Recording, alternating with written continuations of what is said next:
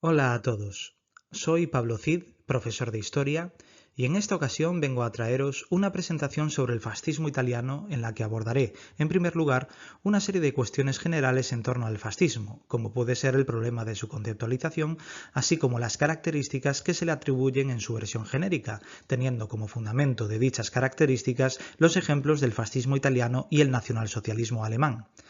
Seguidamente, centrándome ya en el caso italiano, explicaré las bases históricas, intelectuales y sociales y finalmente trataré de hacer un ejercicio de síntesis al abordar la evolución histórica del fascismo italiano desde sus orígenes hasta sus estertores. Por razones de tiempo y esfuerzo, me veo obligado a dividir la presentación en varias entregas, de las cuales presento ahora mismo la primera sobre el concepto y las características del fascismo. Al margen de la dimensión política, en la que el término es prostituido salvajemente, los historiadores de la posguerra mundial no han dejado de batallar en torno a una definición unívoca del fascismo, pero su empeño también es su carga. Inclinados sobre una pila de documentos de los que ya pocos se acuerdan, los historiadores se mueven en una espiral que confronta los acontecimientos del siglo XX con su propia experiencia. Unos se encierran en la tradición militante del antifascismo, otros vierten espuma por la boca intentando equiparar fascismo y comunismo. Todos hablan, pero ninguno se calla. Y mientras eso ocurre, el fascismo se pierde, si no en el terreno de la manipulación política, en el pastiche de lo genérico, de la interpretación unilateral que resuelve la complejidad de un fenómeno en representaciones unidimensionales. Etimológicamente, el término fascismo proviene del italiano fascio, y este a su vez del latín fasces, que alude al haz o manojo de varas atado alrededor de un hacha que portaban los lictores que acompañaban a los magistrados curules en la antigua República Romana. Simbolizaba el imperium del que gozaban dichos magistrados, así como su capacidad para ejercer justicia, con que su carga simbólica e histórica ha servido para que no solo el fascismo italiano adoptara los fasces como emblema, sino también diversos estados e instituciones, como por ejemplo la República Francesa, la Guardia Civil Española o el Congreso de los Estados Unidos. Por otra parte, debemos anotar que el término italiano fascio fue utilizado originalmente en el contexto posterior a la unificación italiana para referirse a las ligas, grupos o movimientos de protesta formados por obreros y campesinos de izquierda, como por ejemplo los Fasci Siciliani dei Lavoratori, activos entre 1889 y 1894. Con el estallido de la Primera Guerra Mundial, la connotación revolucionaria del fenómeno atrajo a numerosos sindicalistas que, progresivamente escorados hacia el nacionalismo, también fundaron ligas, como el Fascio Rivoluzionario d'Azione Internazionalista, formado por fascistas de primera hora, como por ejemplo Michele Bianchi, Cesare Rossi o Angelo Oliviero Olivetti. Pero, volviendo al terreno historiográfico, la batalla por la definición del fascismo se pierde entre murmullos cuando aportaciones como las del italiano Emilio Gentile, heredero del coloso Renzo de Felice, se imponen por su lucidez. A la hora de estudiar el fascismo genuinamente italiano, el profesor Gentile se aventura a definirlo como, abro comillas, un movimiento político y social nuevo, nacionalista y modernista, revolucionario y totalitario, místico y palingenésico, organizado en un nuevo tipo de régimen fundado en el partido único, en un aparato policial represivo, en el culto al líder y su organización, en el control y la movilización permanente de la sociedad en función del Estado. Al igual que de Felice o Mose, Gentile circunscribe el concepto a una determinada realidad nacional, la italiana en este caso, a la que se atribuyen factores y propiedades exclusivas no equiparables a fenómenos similares.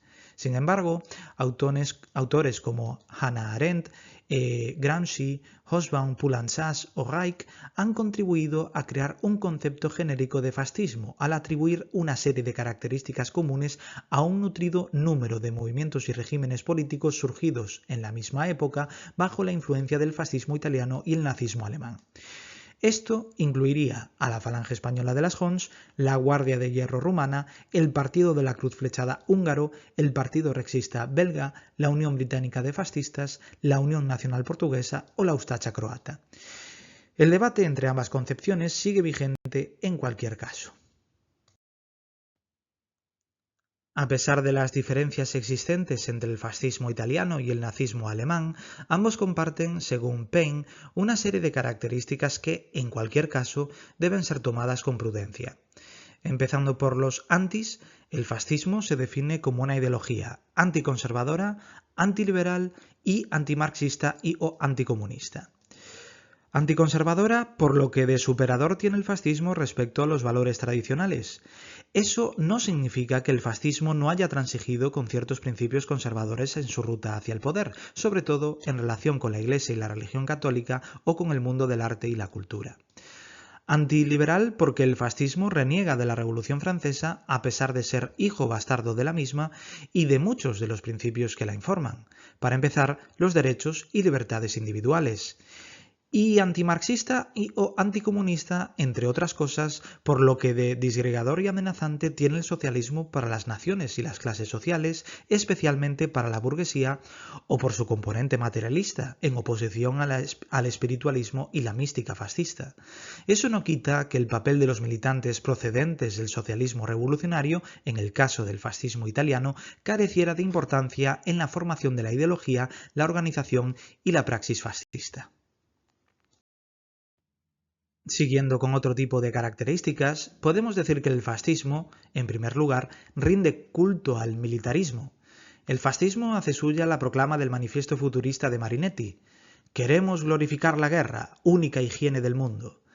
La guerra, y más concretamente la Primera Guerra Mundial, vendría a ser el germen que dio vida al fascismo, ya que éste no solo hacía gala de una retórica belicista o rendía culto al héroe guerrero personificado en el poeta soldado Gabriele D'Annunzio, sino que también incorporaba filas a los excombatientes, quienes, incapaces de reincorporarse en la vida civil, pretendieron convertir en cuarteles lo que tenían por sociedades decadentes pervertidas por el juego de partidos. Su objetivo era deshacerse de la clase política dirigente, considerada responsable del desastre de la Gran Guerra, y ocupar, en compensación, un lugar prominente en la sociedad. En segundo lugar, el fascismo exalta el Estado por encima del individuo. La persona se realiza en el Estado. Nada puede escapar al gran ente colectivo. De ahí que los derechos y libertades individuales propios de la tradición liberal sean papel mojado para los fascistas. El fascismo exalta a la juventud. Ya lo deja claro, por ejemplo, la letra del himno del Partido Nacional Fascista Italiano que lleva por título Giovinezza. Y dice: «Juventud, juventud, primavera de belleza». En oposición a la vieja clase política, el fascismo incorpora una nutrida militancia juvenil, estudiantes sobre todo, a los que resulta fácil persuadir para lanzarlos a la refriega contra sus padres y los valores que portan consigo. El fascismo exalta y legitima la violencia, incorporándola a la esencia misma de la ideología. En esto tienen mucho que ver tanto el clima político de la época como los excombatientes, quienes preferían el lenguaje de las porras, las pistolas o el aceite de ricino al de las palabras y los argumentos. En ese sentido, desde el frente de guerra, los fascistas importaron a sus respectivas realidades nacionales lo que podría denominarse una política de trinchera. «Hemos combatido a los enemigos externos, pero quedan los del interior», se dirían. Asimismo, el uso sistemático de la violencia no careció de organización racional, ya que los partidos fascistas eran considerados partidos milicia perfectamente estructurados. El fascismo rinde culto al líder, considerado caudillo de la causa. Mussolini era el duce y Hitler el Führer, aunque ambos tuvieron que lidiar con graves problemas de división dentro de sus propias filas. En el caso de Hitler, su liderazgo no fue indiscutible hasta la nefasta Noche de los Cuchillos Largos, mientras que en el de Mussolini no lo fue hasta el Congreso de Roma de 1921, y aún así los jefes locales, denominados RAS, como Balbo o Farinacci, siguieron ejerciendo gran poder e influencia dentro del partido y el Estado.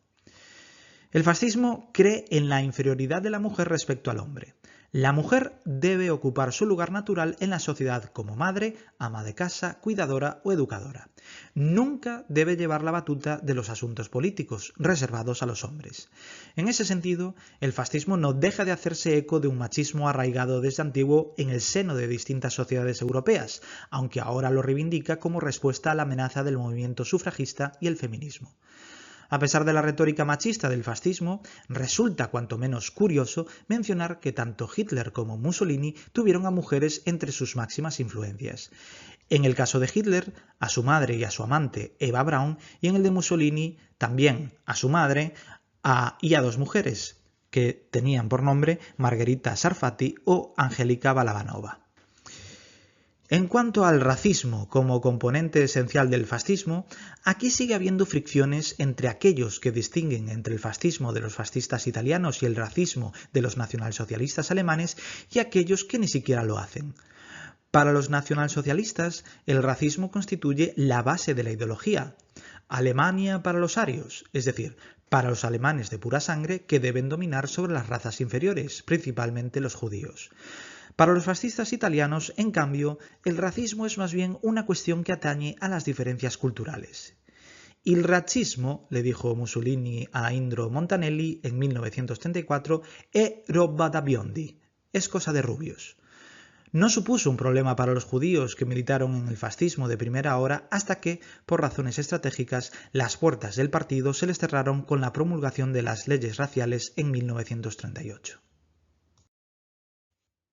Desde una perspectiva a nivel de régimen político, el fascismo pretende crear un Estado que aspira al totalitarismo.